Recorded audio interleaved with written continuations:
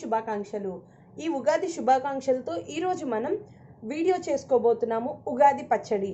ఈ ఉగాది పచ్చడి అనేది కామన్గా అంటే మనకి పురాతనం నుంచి ఏ విధంగా తయారు చేసుకుంటున్నారు అనేది నేను చూపించబోతున్నాను. ఇంకా ఎలాంటి ఎక్స్ట్రాస్ యాడ్ చేయట్లేదండి. కేవలం మన అమ్మమ్మల కాలం నాటి గుళ్ళో ప్రసాదం ఏ విధంగా అయితే మనకి పెడతారో ఉగాది పచ్చడిని అలానే చేయబోతున్నాను. ఇక ఈ ఉగాది పచ్చడి అనేది 6 రుచులు అంటే షడ్రుచులు అంటాం కదా అండి. కేవలం ఆ షడ్రుచులు ఏంటో చూసేద్దాం. చింతపండు గుజ్జండి, ఇది నిమ్మ సైజ్ అంత చింతపండును తీసుకొని నానబెట్టి గుజ్జు తీసుకున్నాను. 1 టేబుల్ స్పూన్ బెల్లం, హాఫ్ పచ్చి మామిడికాయ, కొద్దిగా ఉప్పు, కొద్దిగా కారం. ఈ కారం ప్లేస్లో మీరు పచ్చిమిరపకాయలన్నా యూస్ చేసుకోవచ్చు. అండ్ మెయిన్గా మనకు కావాల్సింది వేప పువ్వు.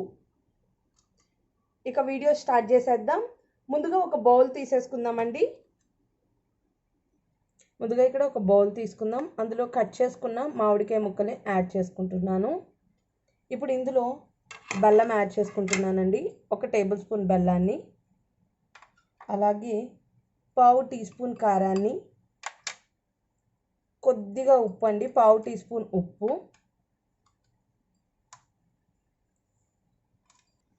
ఇక్కడ నేను 1 రెమ్మ వేప పువ్వును తీసుకున్నానండి. ఇలా తీసుకొని ఒక్కసారి ఇలా నలిపేసుకొని ఇలా యాడ్ చేసేసుకుంటున్నాను. అలానే చింతపండు గుజ్జును కూడా యాడ్ చేసుకొని బాగా మిక్స్ చేసుకుందాం. చూసారా, కలిపేసుకున్నాను. అంతే ఫ్రెండ్స్, ఎంతో సింపుల్గా మనం ఈ ఉగాది పచ్చడిని చేసేసుకోవచ్చు. మీరు ఈ ఉగాది నాడు ఇలా ఉగాది పచ్చడి చేసుకొని దేవుడికి నైవేద్యంగా పెట్టుకోండి.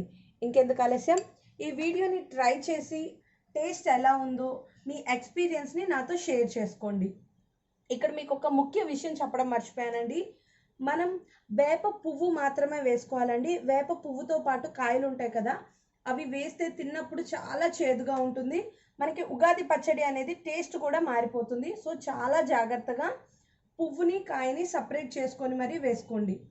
అంతే ఫ్రెండ్స్, ఈ వీడియో మీకు నచ్చినట్లయితే నా వీడియోని లైక్ చేయండి, షేర్ చేయండి, కామెంట్ చేయండి, సబ్స్క్రైబ్ చేయడం, బెల్ సింబల్ని నొక్కడం మర్చిపోకండి. Thank you for watching.